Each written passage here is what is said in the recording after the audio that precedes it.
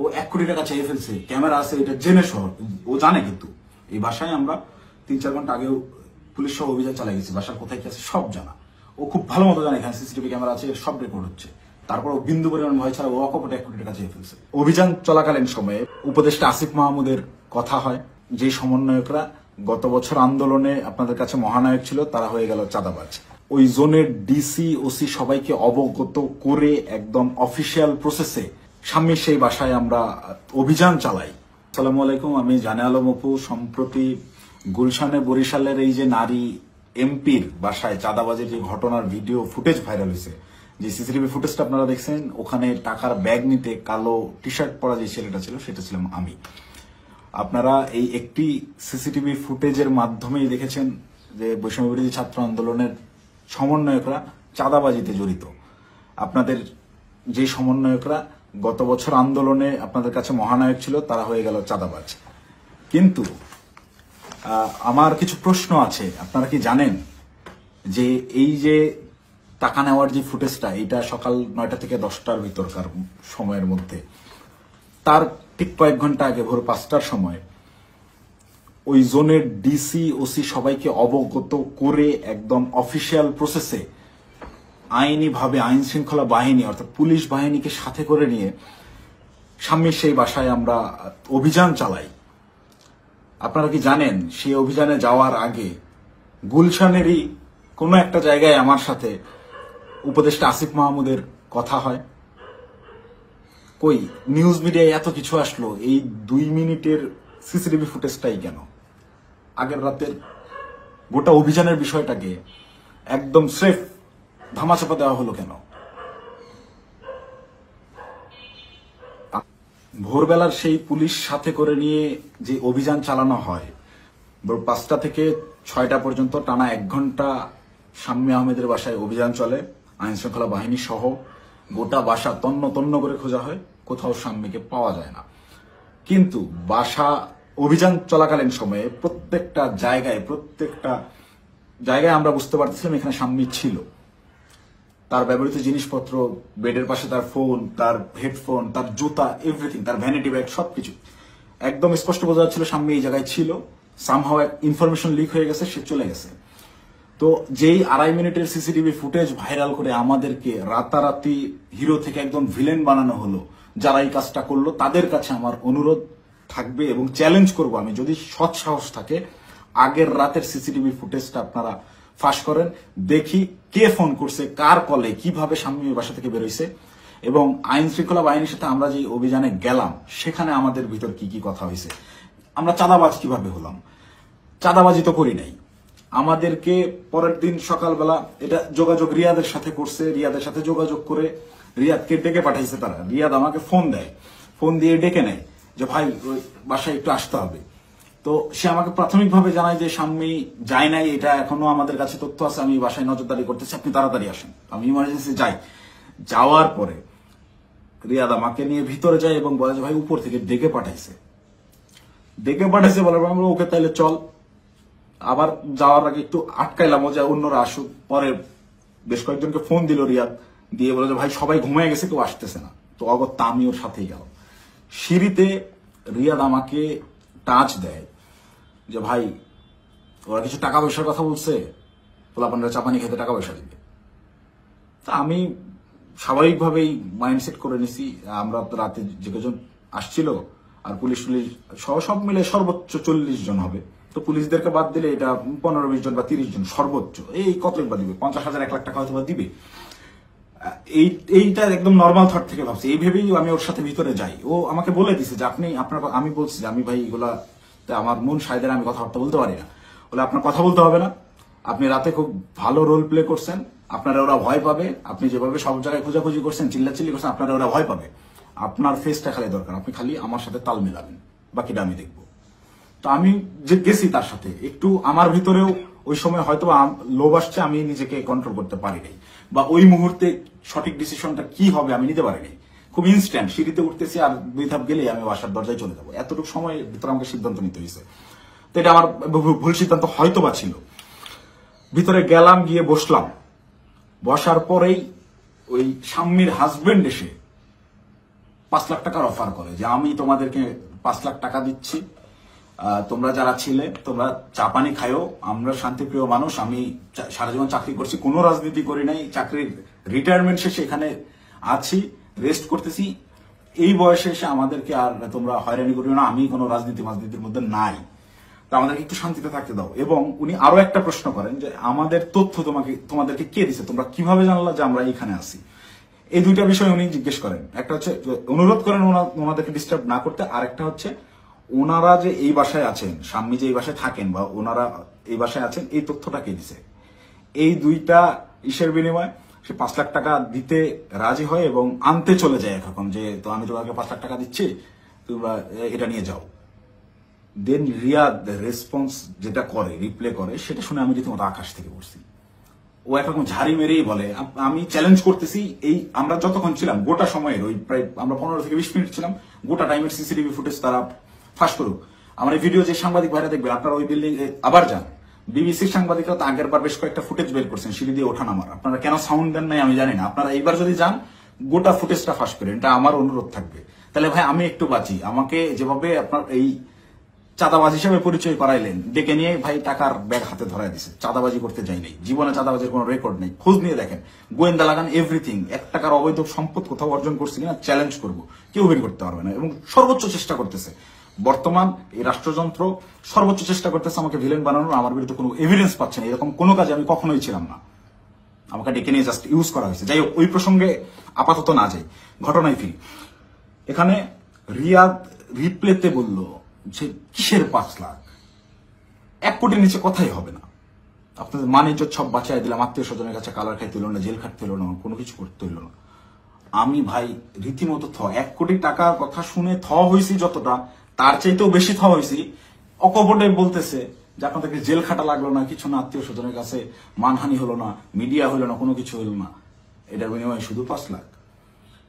তখন একরকম মাথা ধরে উঠছে আমার যে এইটা কি তাহলে প্ল্যান ছিল। আমি ওই তখন থেকেই রাতে বিভিন্ন ক্লু পাচ্ছিলাম যে স্বামী বাসায় ছিল, তখন আমার মাথায় খেলে যে এটা কি আসলে প্ল্যান ছিল, তাহলে কি প্ল্যান করে স্বামীকে এরা সেফ এক্সিট দিছে এবং সেফ এক্সিট দেওয়ার বিনিময়ে এখানে কোটি টাকা নিতে আসছে। মাথায় যখন আমি প্রশ্নটা ঘুরপাক খায়, আমি ওখান থেকে একটু উঠে চলে যাই যে আমি এইসব টাকা পয়সার ডিলিং আমি থাকবো না। তখন আবার আমার মাথায় এইটা খেলে যে আমি তো রিয়াদের সাথে আসছি, রিয়াদ আমার সহযোদ্ধা, সে আমার পূর্ব পরিচিত, তাকে এখানে একা রেখে আমি কিভাবে চলে যাই একটা আওয়ামী লীগের এমপির বাসায়, একে তো গুম করে দিতে পারে বা এর যে কোনো বিপদ হতে পারে, ওর সেফটির কথা চিন্তা করে ওকে আমি একা রেখে চলে গেলে ওর বিপদ হতে পারে, এই চিন্তা করে আমি আবার ব্যাক আসি না। যাই হয় হোক, আমাকে রিয়াদকে নিয়ে যেতে হবে, অ্যাটেনেও রিয়াদকে আমাকে তাড়াতাড়ি এখান থেকে বের করতে হবে। তো ওই ওদের কথা, ওরা বার্গেনিং চালাতেই আছে, ওটা 1 কোটি থেকে 50 লাখে নামে, 50 লাখের থেকে ওই 50-50 করবে, 25 এখন নেবে, 25 করে বিভিন্ন রকম বার্গেনিং করতে থাকে, গোটা সিসিটিভি ফুটেজ দিলেই আপনারা দেখতে পাবেন। তো আমি যত ফাস্ট করা যায় এখান থেকে বেরোতে পারলে পারছি। তো আমি রিয়াদকে বারবার কানে কানে বলতেছি তুই এরকম পাগলামি করিস না, তুই থাম। রিয়াদ আমাকে বারবারই বলে আপনি চুপ থাকেন, দেখেন আমি কি করি, আপনি চুপ থাকেন, আমি দেখেন কি করি। তো আমি সাহস আর পাচ্ছিলাম না। উনি একটা সময় করলেন কি, পাশের রুমে গেলেন, পাশের রুমে গিয়ে কাউকে একটা ফোন দিলেন, সর্বোচ্চ 30 সেকেন্ড বা 1 মিনিট পরেই একটা লোক আসলেন, এসে বেল চাপলেন, দরজা খুলতেই বাইরে থেকে একটা টাকার ব্যাগ দিল, টাকার ব্যাগটা নিয়ে গেটটা লাগাই দিলেন। ওই টাকার ব্যাগটা সোজা এনে আমার পাশে উনি রাখলেন, আমার পাশে ছোট একটা টেবিল ছিল, রাখতেই এই পাশ থেকে রিয়াদ আমাকে বলতেছে আপনার তো কাঁধে ব্যাগ আছেই, তাহলে ওটা ব্যাগে ভরে ফেলেন। তো আমি, আমার ব্যাগের ভিতরে খাবার ছিল, আমি সারা রাত ধরে জেগেছিলাম, এখানে অভিযান চালিয়ে বাসায় যাচ্ছিলাম, খাওয়া দাওয়া করিনি, সকালে খাওয়ার জন্য খাবার কিনছি, খাবারটাও খাইতে পারিনি। এই খাবারটা বের করে রেখে টাকাটা ব্যাগে বললাম ভরে আমি রিয়াদকে বলতেছি চল উঠি। রিয়াদ তখন নতুন আবার কাহিনী শুরু করলো যে না, এই 10 লাখ টাকা নিয়ে যাওয়া যাবে না।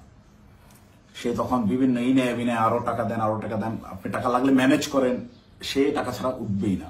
তাকে একরকম অনুরোধ করে আমি এই জায়গা থেকে তুলি যে ভাই তুই আর ঝামেলা বাড়াইস না, তুই চল, আর তুই যদি বেশি ঝামেলা করিস তাহলে আমি এই টাকার ব্যাগও ফেলাই আমি চলে যাই, তুই একা হ্যান্ডেল করবি, কারণ এখানে টাকা পয়সা এরকম তুই কোটি টাকা নিবি এটা আমাকে বললাম না। এটা যদিও আমি বাইরে এসে বলছি, লাস্টের লাইনটা রিয়াদও দেখি আমি যখন বলছি আমি চলে যাবো তোকে ফেলে, তখন রিয়াদ একটু ভয় পেয়েছে এবং রিয়াদ আমার পিছু পিছু চলে আসে। তো বাইরে আসার পরে রিয়াদ আমার সাথে একরকম প্রচন্ড রাগারাগি শুরু করে যে দেখ আপনি কি পাগল নাকি, আপনার জন্য হইলো না, আপনি মাত্র 10 লাখ টাকা নিয়ে চলে আসলেন কেন।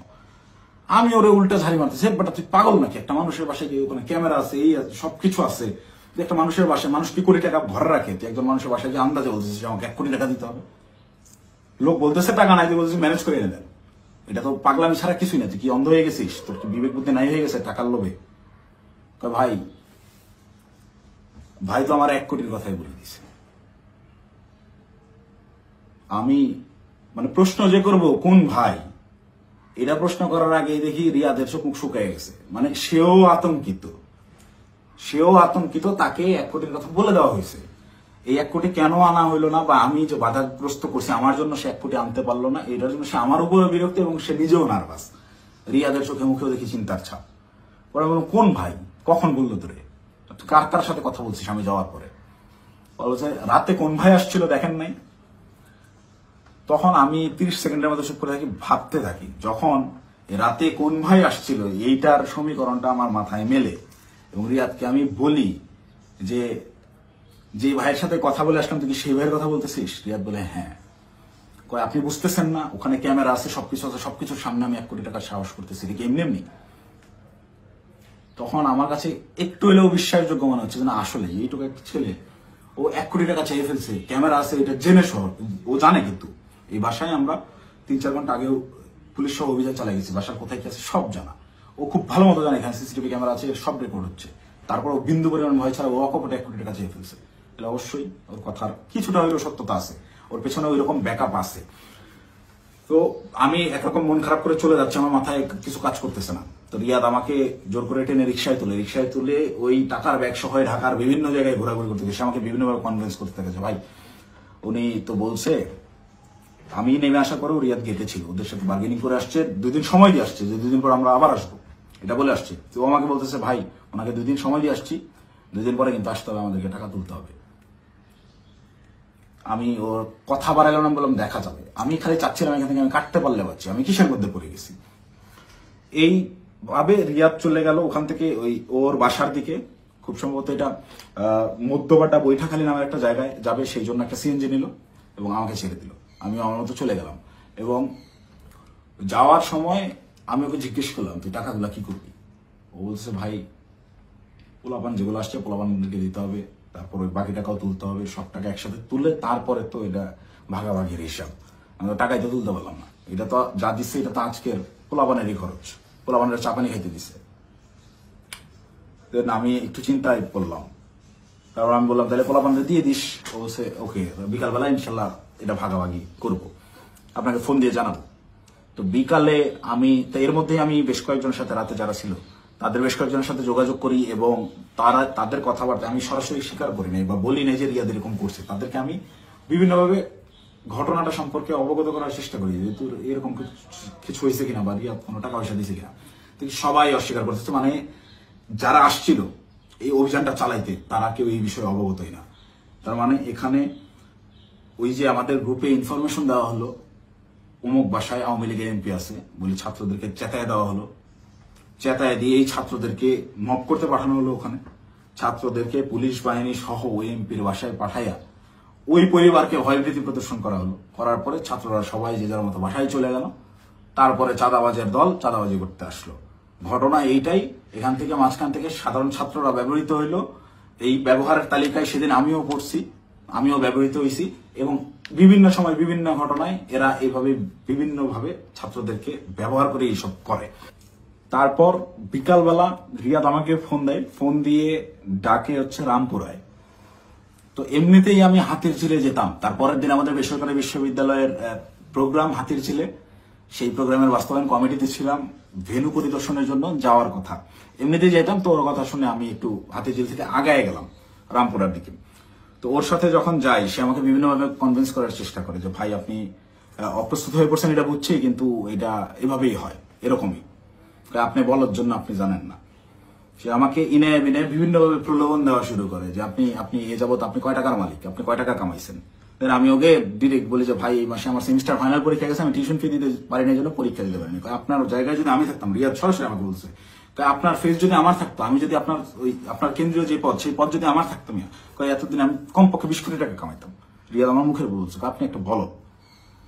তো আমার এই কথাগুলো শুনে আরো বেশি খারাপ লাগতে লাগলো যে কি বলে, প্রচন্ড মন খারাপ। আমি ওকে বলি যা হয়েছে বাদ, আমরা হাতিরঝিলে যাই, প্রোগ্রামের কি অবস্থা দেখি। আমার মূল কনসার্ন আমার আবার সাংগঠনিক কাজে ফেরা। তো হাতিরঝিলের প্রোগ্রামের ওইটা পরিদর্শন করে ওই জায়গা থেকে সন্ধ্যা হয়ে গেছে, রিয়াদ আমাকে কন্টিনিউয়াসলি পুশিং করে যাচ্ছে, সে আমাকে নিয়ে মহাখালী যায়, মহাখালী ওখানে ইয়ামাহার শোরুম থেকে সে আমাকে একটা বাইক কিনে দেয়। এবং এটা সে প্রায় সময় এরকম হয়েছে যে রাত বেশি হয়ে গেছে, আমি বাসায় ফেরার জন্য সেফ কোনো কিছু যানবাহন পাচ্ছিলাম না, ম্যাক্সিমাম টাইম আমাকে ওই উবার ভাড়া করে যাইতে হইতো, আমি ওদের কাছ থেকে টাকা ধার নিতাম এবং প্রায়শই এটা বলতাম যে আমার একটা বাইক থাকলে খুব ভালো হতো। এইটাকে সে কাজে লাগে, আমাকে একটা বাইক কিনে দেয়, সে আমাকে সাথে করে নিয়ে গিয়ে এবং সে আমার পিছনে বাইকে চড়ে ঘুরে ঢাকা শহরের বিভিন্ন জায়গায়। এবং পরবর্তীতে পরের দিন অনুষ্ঠানটা শেষ হয় কোনো মতে, 18 তারিখের প্রোগ্রামটা শেষ হওয়ার পরে সে রাত্রেবেলা আমাকে ফোন দেয় যে ভাই 2 দিন তো হয়ে গেল, আমাদেরকে ওই বাকি 40 লাখ টাকা আনতে যাইতে হবে, এটা তো 1 কোটি নেওয়া যাইতো, আপনি খালি পাকনামি করে 50 লাখ নামালেন। তখন তো আমি অস্বীকার করি, না ভাই আমি এইসব কাজে আর যাবো না। দেন আমাকে ডিরেক্ট ব্ল্যাকমেল, আপনি ওই টাকা দিয়ে বাইক কিনছেন, আপনার ফুটেজ আছে তো, আপনি বাইক কিনছেন, শোরুমে ডকুমেন্টস আছে, আপনি তো এটার পার্ট, আপনি তো টাকা ভোগ করছেন, আপনাকে তো যাইতেই হবে। তখন আমার মাথা রীতিমতো কাজ করা বন্ধ করে দিয়েছে যে আমি তো পুরো ট্র্যাপে ফেসে গেছি। আই হাই, বাইকটাই আমি কেন নিলাম, আমার ভোটার আইডি কার্ডটাই ওখানে আমি কেন দিলাম, আর এই হারামজাদার টাকা আমি গেলামই বা কেন, প্রচন্ড রকম আফসোস শুরু হলো আমার, আমি এই কিসের মধ্যে পড়লাম এরকম ভাবতে হবে। সারা রাত আমার ঘুম হয় নাই। আমার ফেসবুকে গেলে এখনো ওই দিন আমার দেওয়া যে স্ট্যাটাসটা, আমি প্রচন্ড মেন্টাল ট্রমায় আছি। তার আগের রাত সারা রাত ধরে গত বছর জুলাইয়ের সেই আন্দোলনের স্মৃতিগুলা, এই আমার ভাইদের রক্তাক্ত সেই দেহগুলা, এই গুলি চালানোর দৃশ্যগুলা সবকিছু আমার চোখের সামনে ভাসতে থাকে। আমার ভাই সারা রাত ঘুম হয় নাই যে কি করলাম, কি হচ্ছে, কি এটা কি। মানে আমি পরের দিন সকালে এটা পোস্টও করছি যে আমি প্রচন্ড মেন্টাল ট্রমায় আছি, জুলাইয়ের ওই স্মৃতিগুলো আমার মাথা থেকে যাচ্ছে না, আমার চোখের সামনে ভাসতেছে, আমি ঘুমাইতে পারতেছি না, নিজেকে অসহায় লাগতেছে, এই ধরনের একটা পোস্ট করছিলাম। এবং এটা তখন আমার বাস্তব ফিলিংস ছিল। আর উপরে এর আবার রিয়াদের ফোন আসেই, কখন বেরোবেন, কখন আসতেছেন, এই এরকম করতে করতে সন্ধ্যাবেলা আমি বাংলা মোটর অফিসে গেলাম, সেখানে একটা প্রেস ব্রিফিং করা হয় 18 তারিখের প্রোগ্রামে, বেশ কিছু প্রবলেম ছিল সেগুলো নিয়ে। প্রেস ব্রিফিং শেষে রিয়াদ আমাকে বলে উপরে ওয়াটারফল রেস্টুরেন্টে গিয়ে আপনি বসেন, আপনার সাথে কথা আছে। আমি ওয়াটারফল রেস্টুরেন্টে গিয়ে বসি, রিয়াদ সমস্ত ছেলেবেলেকে নিচে নিয়ে গিয়ে চা খাওয়াইয়ে পাঠিয়ে দিছে। পাঠিয়ে দিয়ে সে ওয়াটারফলে আসে এবং আমাকে বলে যে সোজা সাপটা এখন যাইতে হবে, গিয়ে টাকাটা নিয়ে আসতে হবে। আমাকে 2 দিন সময় দেওয়া হয়েছে, 2 দিন পার হয়ে গেছে, আর কোনোভাবে কালক্ষেপণ করা যাবে না, প্রচুর চাপ আসতেছে, আপনি চলেন। তো আমি একরকম চিপাই পড়ে গেছি। ওর কথা শুনে আমি ওই জায়গায় যে রেস্টুরেন্টে বসছি, ওইখান থেকে বের হওয়ার অপশন নাই। তো আমি বাধ্য হয়ে বললাম আচ্ছা চল দেখা যাক। তো এই দিন গিয়ে আমি সর্বোচ্চ চেষ্টা করছিলাম যে কিভাবে এটা এড়ানো যায়। আমি গেটের সামনেই হোন্ডা থামায় ভিতরে ঢুকে দারোয়ানের সাথে কথাবার্তা বলে ওদের উপরে গিয়ে 2টা বেল চেপে আমি খালি ওরা টানতেছি, যারা বাসায় নেই আয়, তুই দরজা খুলবে না, আয় আয়, এই বলে ওকে বের করে নিয়ে আসছি। নিয়ে আসার পরে আবার হোন্ডা টান দিয়ে চলে আসছি। তারপর থেকে ওই দিন থেকে আমি ওর সাথে যোগাযোগ করা বন্ধ করে দিছি। টানা 2 দিন ওর সাথে আর যোগাযোগ করি নাই। ও আমাকে মেসেজ দেয় বিভিন্ন ভাবে, আমি যে টাকা নিছি, আমাকে যে ট্র্যাপে ফালানো হচ্ছে এইটা বারবার সে উল্লেখ করার চেষ্টা করে, আমাকে মেসেজ করে ভাই টাকা নিয়ে হারায় গেলেন, খোঁজ নাই কেন। প্রত্যেকটা মেসেজে টাকা শব্দটা মেনশন করে, যেন পরবর্তীতে সেটা স্ক্রিনশট আমার বিরুদ্ধে ব্যবহার করতে পারে বা আমাকে বোঝায় যে তুমি যে টাকা নিচ্ছ এটা কিন্তু এভিডেন্স আছে, আমাকে ব্ল্যাকমেল করার চেষ্টা করে। তো আমি রিয়াদের মেসেজ রেসপন্স করা অফ করে দিলাম একটা সময়। এবং যখন দেখলাম আমি ট্র্যাপে ফেসে গেছি এবং ওরা যা বলে আমাকে তাই করতে হবে, তখন আমি রিয়াদের সাথে সম্পূর্ণরূপে যোগাযোগ করা বন্ধ করে দিই এবং রিয়াদকে বলি তুই যদি আমাকে এইগুলা নিয়ে চাপ দিস তাহলে আমি কিন্তু সমস্ত কিছু ফাঁস করে দিব, এবং ওই বাসায় তুই যদি আরেকবার যাস আমি এখনই ওই বাসার লোককে ফোন দিব, সে যেন থানায় বলে রাখে, পুলিশ দিয়ে তোদের যেন ধরায় দেয়, অথবা এই সিসিটিভি ফুটেজ যেন ফাঁস করে দেয়, আমার যা হবে হবে, তোদের এইসব আমি আর মানতে পারতেছি না। দেন রিয়াদও ভয় পেয়ে যায়, একরকম ও আমাকে থ্রেট মনে করা শুরু করে। ও দেখি রিয়াদ আর ভয় আমার সাথে যোগাযোগ করতেছে না। এবং সর্বশেষ যে ঘটনাটা ঘটে, রিয়াদ যেদিন ধরা খায় সেই দিন সে আমাকে না জানাই গেছে, সে আমাকে থ্রেট মনে করা শুরু করে। এবং এইটা সে তার উপর লেভেলের যে ভাইরা আছে, যে ভাইরা তাকে নিয়ন্ত্রণ করে, সেই ভাইদেরকে সে জানায় যে অপু এটা পজিটিভলি নেয় নাই, প্রচুর সমস্যা করতেছে। আর আসলে পজিটিভলি নেওয়ার মতো না, এই এক্সপিরিয়েন্স আমার লাইফে ফার্স্ট টাইম। তো রিয়াদ ওই দিন যে গেল আমাকে সম্পূর্ণরূপে না জানায় এবং আমার কোনো আগ্রহ ছিল না, আমি ওইটাতে যাইও নাই এবং আমি যাব না জন্যই, ওদের এই ট্র্যাপে আমি আর ইউজ হব না জন্য প্রচন্ড রাগে ক্ষোভে আমি একরকম ওই ফোন টোন সব অফ করে একটু সাইলেন্ট হয়ে যাই, যে আমাকে যেন না পায়। আমার ভালোই লাগতেছে না, আমার বিবেকের তাড়নায় আমার মন চাচ্ছিল আত্মহত্যা করি। মানে আমার কিছু করার নাই, ওরা ব্ল্যাকমেল করা শুরু করছে, আপনি হোন্ডা কিনছেন, এই করছেন সেই করছেন। রিয়াদ যেদিন অ্যারেস্ট হয়ে প্রথমে থানায় গিয়ে প্রথম স্টেটমেন্টই এটা দিছে যে এই জায়গায় চাঁদাবাজি জানে আলম অপু করছে, টাকা জানে আলম অপু নিচ্ছে, সেই টাকা দিয়ে সে বাইক কিনছে। মানে এইটা পূর্ব থেকেই ওকে শেখানো স্টেটমেন্ট। টাকা নিলি 10 লাখ, থানায় গিয়ে সাংবাদিকদের সামনে বলতেছি যে এরা 5 লাখ টাকা দিচ্ছে, 5 লাখ টাকায় জানা আলম অপু নিচ্ছে, নিয়ে 3 লাখ টাকা দিয়ে বাইক কিনছে, বাকি টাকা ওর ওয়াইফের চিকিৎসায় খরচ করছে। মুখস্থ বয়ান বলে দিবি, তুই কি জানাস আমার ওয়াইফ অসুস্থ কিনা? আন্দাজে একটা কথা যে বলে দিল, আমার ওয়াইফের গত 6 মাসে ওই রকম মেজর কোনো অসুস্থতা আসে নাই যে যার জন্য মেডিকেলে টাকা দিতে হবে। যাই হোক, রিয়াদ অ্যারেস্ট হয়ে থানায় গিয়ে যখন প্রথম স্টেটমেন্টটাই আমার বিরুদ্ধে দিল, এবং ওই জিনিসগুলো যখন আমি দেখলাম যে আমার সিসিটিভি ফুটেজ ভাইরাল করা হয়েছে, এবং রিয়াদ রিমান্ডে তো গেল পরে, আমি রিমান্ডে যাওয়ার পরে স্টেটমেন্ট দিলেও আমি বলতে পারতাম যে সে নির্যাতনের ঠেলায় হয়তোবা নিজে বাঁচার জন্য দোষ আমার উপর পার করেছে। তা না, সে অ্যারেস্ট হয়ে থানায় গিয়ে প্রথম স্টেটমেন্ট দিচ্ছে আমার বিরুদ্ধে যে এইগুলো সব জানা আলম অপু করছে। এটা তার শেখানো বলে ছিল, তার উদ্দেশ্য ছিল আমাকে কর দেওয়া। এবং এখন পর্যন্ত রিয়াদের বিষয়টাকে ইচ্ছাকৃতভাবে মিডিয়া ট্রায়ালে রাখা হয়েছে। যতক্ষণ পর্যন্ত আমাকে না ধরতে পারবে, এই সমস্ত দোষ আমার উপরে না চাপাইতে পারবে, ততক্ষণ পর্যন্ত এরা থামাবে না। এরা আমি বাইরে থাকার থ্রেড মনে করতেছে। আমি আসতেছি, যে কোনো সময় আমি অ্যারেস্ট হয়ে যেতে পারি, আমাকে ওই হাসিনার মতো গুম করা হবে। হাসিনা যেভাবে নিয়ে আয়না ঘরে রাখতো মানুষজনকে, কেউ জানতো না, বলতো সে নিজে একা একা হারায় গেছে। আমাকে বলতো যে সে চাঁদাবাজি করছে, করে এখন গা ঢাকা দিচ্ছে, কোথায় না কোথায় গিয়ে আছে। তো আমি জানি না আমার আসলে কি অপেক্ষা করতেছে, তবে আমি মহান আল্লাহ তাআলার কাছে শুকরিয়া জ্ঞাপন করতেছি। হয়তোবা জীবনে কোনো একটা ভালো কাজ করছিলাম, যার বিনিময়ে আল্লাহ তাআলা আমাকে ওই দিন ওই জায়গাটায় নেওয়া থেকে বিরত রাখছিলেন। আল্লাহ তাআলা হয়তোবা চান নাই যে আমি ওই পরিমাণ বেইজ্জতি হই, যার কারণে আমাকে নেয় নাই। আমি শুকরিয়া আদায় করি মহান আল্লাহ তাআলার কাছে, আমি চিরকৃতজ্ঞ। যাই হোক, এখন আমি যে কোনো সময় আমাকে আপনারা জেলখানায় দেখতে পারেন, আমার লাশ আপনারা নদীতে ভাসতে দেখতে পারেন, অথবা হঠাৎ করে একদিন টেলিভিশন খুলে দেখবেন যে আমি ওই বসে আছি, আমার সামনে প্রচুর টাকা পয়সা, মদ, তারপর হচ্ছে অস্ত্র দিয়ে আমাকে দেখানো হচ্ছে আমি ঢাকা শহরের সবচেয়ে বড় মাফিয়া ছিলাম, গ্যাংস্টার ছিলাম, আমাকে অ্যারেস্ট করা হয়েছে। এরকম যে কোনো নাটকই সাজানো হইতেই পারে।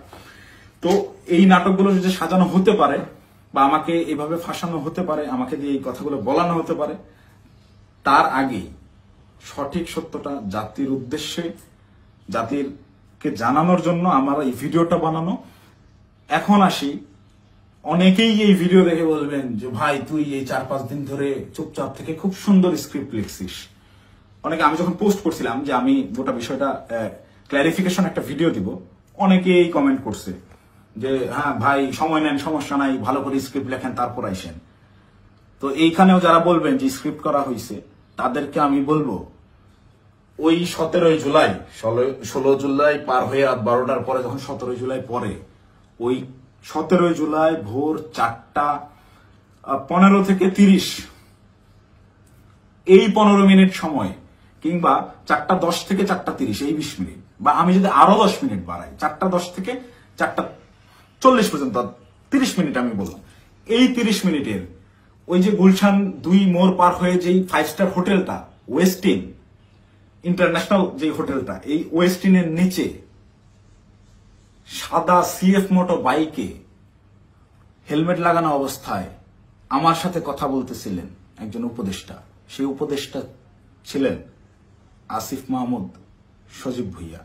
আপনাদেরকে চ্যালেঞ্জ করব, আমাকে ভুল প্রমাণ করার আগে আপনারা ওই সিসিটিভি ফুটেজ যাতে সামনে আনবেন, এনে দেখাবেন যে ওই সময় আসলে এরকম কোনো কিছু ঘটে নাই। আমার সাথে আসিফ মাহমুদ সজীব ভুইয়ার কোনো কথাবার্তা হয় নাই, সে ওখানে আসে নাই। একজন উপদেষ্টা ভোর 4টার সময় বাইকে চড়ে হেলমেটের মুখ ঢেকে গুলশানের মতো অভিজাত এলাকায় কি কাজে আসে, এটা আমার জানার কথা না। আমি তো মামুলি পার্সন, তারা তো হাই লেভেলের পার্সন। আর আমার সাথেই কেন কথা বলতে হয় বা কি বা কথা হয়। এবং ওই যে রিয়াদ বলল রাতে যেই ভাই আসছিল, এবার সমীকরণটা আপনারাই নিলাম যে রাতে কোন ভাই আসছিল, কোন ভাইয়ের সাথে আমার কথা হয়েছে, এবং কোন ভাইয়ের কথা রিয়াদ ইন্ডিকেট করছে। শুধু ওই ভাই না, আরো যেসব ভাই আছে সব ভাইরাই এটাতে জড়িত, এবং এটা ওপেন সিক্রেট।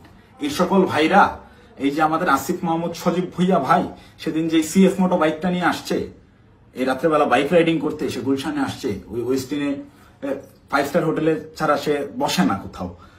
সে ওই গত বছর জুলাইতেও 50,000 60,000 টাকা দামের সেকেন্ড হ্যান্ড একটা স্কুটি চালাইতো। এখন সে সিএফ মোটর চালায়। যাই হোক, এটা চোখের সামনে আপনাদের কে কি করছে, আঙ্গুল ফুলে কলা গাছ কিভাবে হয়েছে, যে সকল ছেলেপেলেরা ওই হলে থাকতে পারতো না ছাত্রলীগের যন্ত্রণায়, বাইরে বাসা ভাড়া নিয়ে থাকবে, বাসা ভাড়ার টাকা থাকতো না, বিভিন্ন রাজনৈতিক নেতাদের কাছ থেকে টাকা ধার নিয়ে থাকতে হইতো, ডোনেশনে যাদের ম্যাচ ভাড়া চলছে তারা এখন ডুপ্লেক্স বাড়িতে থাকে, নিজস্ব গাড়িতে চলাফেরা করে। এটা গোটা জাতি জানে। আমি আসলে এমনিতেই তো আমাকে যথেষ্ট পরিমাণ ট্র্যাপে ফালানোর চেষ্টা করতেছে। তো আমার মনে হয় যে এই বিষয়গুলো ক্লিয়ার না করে গেলে আমাকে দিয়ে ওরা যে কোনো স্টেটমেন্ট দেওয়া হতো। একটা ছোট্ট ক্লু দিই, রিয়াদের সাথে অ্যারেস্ট হওয়া যেই 4টা ছেলে, এই 4টা ছেলে এই ঘটনার কোনো কিছুই জানে না। এই 4টা ছেলেকে রিয়াদ একইভাবে আমাকে যেরকম বলছে ওই সাময়িকা পাওয়া গেছে আপনি আসেন এই বলে নিয়ে যে ব্যবহার করছে, ওই আমাকে খালি বলছে যে আপনি রাতে অনেক ভালো ভূমিকা রাখছেন, আপনার ফেসটাই আনাফ, আপনারা দেখলেই ভয় পাবে ওরা। ঠিক তেমনই ভাবে এই কয়েকটা ছেলে পেলে নিয়ে গেছে যে তোদের কিছু করতে হবে না, তোরা খালি চুপচাপ দাঁড়ায় থাকবি, যা করার আমি করবো। এইরকম কোন একটা প্রলোভন দিয়ে এই ছেলেগুলোকে নিয়ে গিয়ে ফাঁসাইছে। ফাঁসানোর পরে এরা রিমান্ডে গেল। এরা কেউ হত্যা করছে ভাই। 10 দিনের রিমান্ড কেন লাগবে? 10 দিনের রিমান্ড এই কারণেই চাওয়া হয়েছে, বা 7 দিনের রিমান্ড এই কারণেই দেওয়া হয়েছে যে ঠিক ততক্ষণ পর্যন্ত এদেরকে জিজ্ঞাসাবাদ করা হবে যতক্ষণ পর্যন্ত এরা তাদের দেওয়া স্ক্রিপ্টেড দেওয়া বক্তব্য নিজেরা প্রকাশ না করতেছে। ভাই এই একটা চাঁদাবাজি সিসিটিভি ফুটেজ সব আছে, এটা তদন্ত করতে 7 দিনের রিমান্ড লাগে না, এটা বুঝতে রকেট সায়েন্স লাগে না।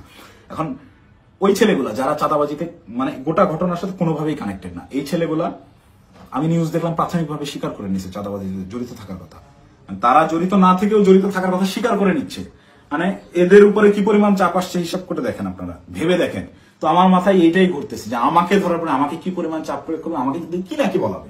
তো এইসব কি না কি বলে ওদের ওইসব প্যাচের মধ্যে আমি আর নাই। আমি সত্যটা বলে গেলাম, এখন যদি আমাকে গুম করে, আমাকে খুন করে, যাই করুক, আমি ভিডিওতে যা বলে গেলাম এটা শতভাগ সত্য, আমি দায়িত্ব নিয়ে বলতেছি। আমি আপনারা অনেকেই আমার পরিচিত মানুষজনদের ভিতরে অনেকেই ভিডিওটা দেখবেন যারা আমার সহযোদ্ধা, যারা আমার সাথে এতদিন চলাফেরা করছেন এবং যারা আমার সম্পর্কে জানেন, যারা আমার শুভাকাঙ্ক্ষী, তারা অবশ্যই এই কথাগুলো বিশ্বাস করবেন। তারা জানেন আমি ওই রকম দুর্নীতির সাথে যুক্ত হতেই পারি না, এবং আমাকে তারাও ইউজ করে সুবিধা করতে পারে নাই। সুবিধা করতে পারে নাই জন্যই আমাকে আটকে দেওয়ার এত চেষ্টা। তো আমি যদি গুম হয়ে যাই, খুন হয়ে যাই, নিখোঁজ হয়ে যাই, যাই হোক, আমাকে যাই করুক, আপনারা দয়া করে এই সত্যটা জেনে রাখবেন, এইটাই প্রচার করবেন। অপু চাঁদাবাজ ছিল না, এবং জুলাইকে বিক্রি করে চাঁদাবাজি যারা করতেছে, যারা ধনী হয়েছে, ফকির পোলারা কোটিপতি হয়েছে, তাদের বিরুদ্ধে আওয়াজ তুলতে গিয়ে অপু নিজেই চাঁদাবাজ হয়ে গেছে, ষড়যন্ত্রের শিকার হয়ে। ভাই আমি যদি চাঁদাবাজি করতাম, ভাই এই 1 মাস আগে আমার ইউনিভার্সিটিতে আমার সেমিস্টার ফাইনাল পরীক্ষা গেল, মাত্র 60 থেকে 70 হাজার টাকার মতো আমার ডিউ ছিল। এই 60-70 হাজার টাকা আমি দিতে পারিনি, এই জন্য পরীক্ষা দিতে পারিনি।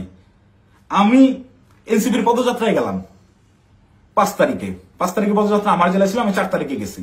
আত্মীয় স্বজন, বাসার ফ্যামিলি মেম্বার সবাই জানে যে আমি আমার জেলায় সমাবেশ, এই কারণে আমি পরীক্ষা দিচ্ছি না। আসলে আমি টাকার অভাবে পরীক্ষা দিইনি। আপনার ইউনিভার্সিটিতে খোঁজ নিয়ে দেখেন, আমার পোর্টালে গিয়ে দেখেন আমার ডিউ কত টাকা। আমি রেজিস্ট্রার স্যারকে মেইল করছিলাম যে স্যার আমাকে পরীক্ষা দেওয়ার পারমিশন দেওয়া যায় কিনা, তারা আমাকে পরীক্ষা দেওয়ার পারমিশন দেয় নাই ডিউ রেখে। আমি এনসিপির সমাবেশে যাই 4 তারিখ, আমার বউয়ের কাছ থেকে 4,000 টাকা ধার নিয়ে যাই, এবং ওই টাকা শেষ হওয়ার পরে আরেক ফ্রেন্ডের কাছ থেকে 2,000 টাকা ধার আনি। এভাবে ধার দেনা করে চলা লোক আমি যদি চাঁদাবাজি করতাম, ওদের মতো কোটি কোটি টাকার মালিকই হইতাম, ওদের সাথে লিয়াজো করে এইসব করতাম, আমাকে এত কষ্টের দিন যাপন করতে হইতো না। তো আমাকে চাঁদাবাজের যে নাটক করে আমাকে চাঁদাবাজ বানায় ভিলেন বানানো হইলো, এদের জন্যই, এদের সাথে থেকে জুলাই এইরকম সংগ্রাম করছি, মানে আমার মাথায় খেলে না। আমি জুলাইতে, আপনারা যারা আমাকে আগে থেকে চেনেন তারা দেখছেন কিভাবে আমি একদম মুমূর্ষু অবস্থায় হাসপাতালে 13 দিন 14 দিন পড়েছিলাম। 30% 40% রিকভার করছি। অর্ধেক অসুস্থ অবস্থায় হাসপাতালের বেড থেকে চিকিৎসাধীন অবস্থায় আমি উঠে গিয়ে আবার আন্দোলনে যোগ দিচ্ছি। আমার মন মানতেছিল না, আমার বিবেক কোনোভাবেই থামতেছিল না, আমার মস্তিষ্ক মাঠেই পড়েছিল না, আমার ভাইদেরকে হত্যা করতেছে, এটা আমি মানতে পারবো না। তো একইভাবে এই চাঁদাবাজের ঘটনায় যেভাবে আমি ফেসে গেলাম, আমার মাথায় এটাই ঘুরছে, না এটাতে আর সায় দেওয়া যায় না, এটা আমি সায় দিতে পারবো না। সেদিন থেকেই আমি বিরূপ আচরণ শুরু করি। এই সব চিন্তা ভাবনা আমার মাথায় ঘুরতে থাকে। আমি ওই জুলাইয়ে যে সংগ্রাম আপনাদের জন্য করছিলাম, সেই সংগ্রাম সবসময় জারি রাখবো। আমি কখনো চাঁদাবাজি করি নাই ভাই, ওইটা আমার রক্তে নাই। আমার মায়ের ফোন গত 8 দিন ধরে আমি ধরার সাহস করি না। আমার মামাকে কন্টিনিউয়াসলি ফোন দিয়ে যাচ্ছে। আমার আম্মা আমাকে ওই শিক্ষা দেয় না, আমার বাবা আমাকে ওই শিক্ষা দেয় না। আমি মার ফোন ধরে যে হ্যালো বলবো, এই হ্যালো বলার সাহস আমি করতে পারিনি এখন পর্যন্ত। আম্মুকে আমি হ্যালো বলার পরে উত্তরটা কি দিব? আমাকে আপনারা চাঁদাবাজ বানায় দিলেন ভাই। আমার মাথায় গেল। আমার ওয়াইফ আমাকে ফোন দিয়ে বলতেছে যে আমার হাজবেন্ড চাঁদাবাজি করে, এটা আমাকে দেখতে হইলো, এটা দেখার আগে আমি আত্মহত্যা কেন করলাম না, আমার মৃত্যু কেন হলো না? তুমি দয়া করে এই মুখটা তোমার আমাকে আর দেখাইবা। আমি আমার ওয়াইফের ফোন এখন পর্যন্ত আর ধরার সাহস করি না, ওই যে ফোনটা কাটছি। মানে আমার জীবনটাকে এইভাবে কি, যেই লোকজন আমাকে নিয়ে গর্ব করতো, আমার যেসব আত্মীয় স্বজন ভাই ব্রাদার যারাই ছিল, যারা গর্ব করতো আমাকে দিয়ে, তারা দেখে আমাকে নিয়ে উল্টাপাল্টা লিখছে ফেসবুকে। যে সকল লোকজন বিভিন্ন রকম কাগজপত্র, অমুকের মামা, তমুকের খালা, অমুকের বউ, এরে ট্রান্সফার, ওরে প্রমোশন, আমার বাসায় বা কমপক্ষে 100 জন বিশেষ ক্যাডারের সিভি বইরা আছে, যারা আমার পিছে পিছে ঘুরছে, এই কাজ করে দেবো, ওই কাজ করে দেবো, এইসব লোকজন কোটি কোটি টাকার অফার, এগুলো কাজ আমি করি নাই জীবনে, করে সচিবালয় গিয়ে তদবির করি নাই, এদের কোনো প্রবলেম না। আমার এগুলো আমি বলে রেখে যান, দেখা যাবে হোয়াটসঅ্যাপে মেসেজ, ভাই দেখতেছি, পরের দিন থেকে আমি ইগনোর করি রীতিমতো। আমাকে কোনো প্রলোভনে এরা কেউই ফেলতে পারেনি। কিন্তু আপনাকে ফাঁসা মানে চাঁদাবাজ আপনাকে বানাবে কেন? চাঁদাবাজ বানাবে কেন? এই যে আমাকে ঘটনাটাই সিস্টেমেটিক্যালি রিয়াদ আমাকে ইনভলভ করে ফেললো। রিয়াদ তো আর জানতো না যে আমি এইভাবে রিয়াক্ট করে ফেলবো। রিয়াদ এটা কন্টিনিউয়াসলি করে, রিয়াদের বিরুদ্ধে প্রচুর অভিযোগ। ওর পেছনে শুধু ওর ওই মাঝরাতের ওই ভাই না, আরো অনেক ভাই জড়িত। ওকে অনেক ভাই শেল্টার দেয়, সেসব ভাইদের সাথে রিয়াদের কত ঘনিষ্ঠ সম্পর্ক, তার ছবি আপনারা দেখছেন। একটা কোলে নিয়ে ছবি তুলে, একটা ঘাড়ে নিয়ে ছবি তুলে, এটা এমনি এমনি না। আমি একজনকে চিনি না, তাকে আমি ঘাড়ে হাত দিয়ে ছবি তুলবো না, নর্মালি পাশে দাঁড়ায় ছবি তুলবো। হ্যাঁ, ব্যাপার আছে অনেক। ছবি তোলার ধরন, কথাবার্তার ধরন, আই কন্ট্যাক্ট, ওইগুলো থেকে বোঝা যায় কার সাথে কিরকম সম্পর্ক। ফাইনালি এই যে আটকের যে নাটকটা, ভাই দেশে কত কি হয়ে যাচ্ছে, এই সামান্য 10 লাখ টাকার জন্য এত বড় নাটক, এই 4 দিন 5 দিন ধরে মিডিয়ায় এই আর এই, এটা এমনি এমনি না ভাই। এখানে পেছনে রাঘব বোয়ালদেরকে ঢাকার জন্য এই চুনোপুটিদেরকে বলির পাঠা বানানো হয়েছে। এদেরকে আমি হলপ করে বলতে পারি, আমি যতদিন অ্যারেস্ট না হচ্ছি, এই ঘটনায় আমার উপর দোষ চাপানো না হবে, ততক্ষণ পর্যন্ত মিডিয়ার ট্রায়াল থামবে না। যদি আমি এই ভিডিওটা না দিতাম, আমাকে ধরে নিয়ে ভিলেন হিসাবে বানাই দিয়ে গোটা ঘটনা ধামাচাপা দিয়ে দিত। বাট সামহাউ আল্লাহ চাইছেন আমি ওই দিন ওখানে যাই নাই, এবং আমি না যাওয়ার কারণটা ওই সত্যটা জেনে যাওয়া।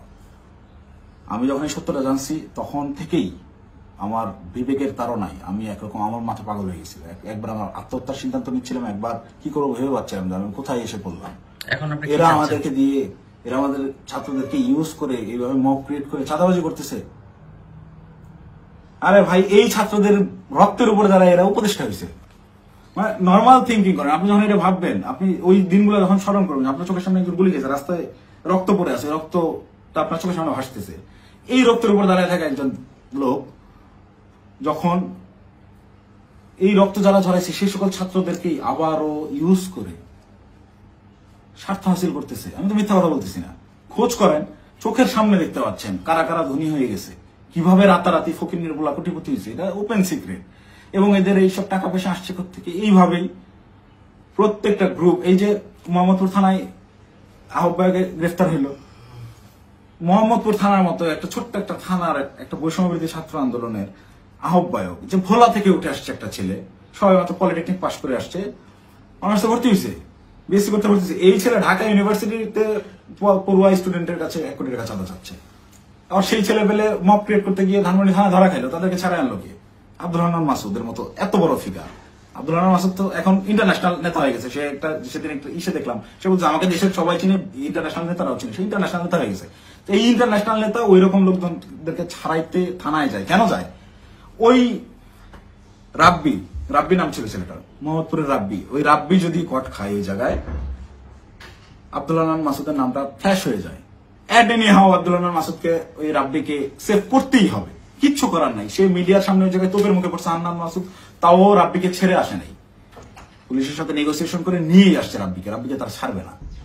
কিন্তু এই ঘটনাটাই আমি তো ধরা ছোঁয়ার বাইরে ছিলাম, রিয়াদকে তারা সেভ দিলেও আমি তো বাইরে ছিলাম, যে কোনো মুহূর্তে ফাঁস করতে পারি। এই ভয়ের জায়গা থেকে রিয়াদকেও আর বাঁচায় নাই, যে দুইটাকেই আটকাতে হবে। আমাকে ধরার জন্য সর্বোচ্চ চেষ্টা করতেছে।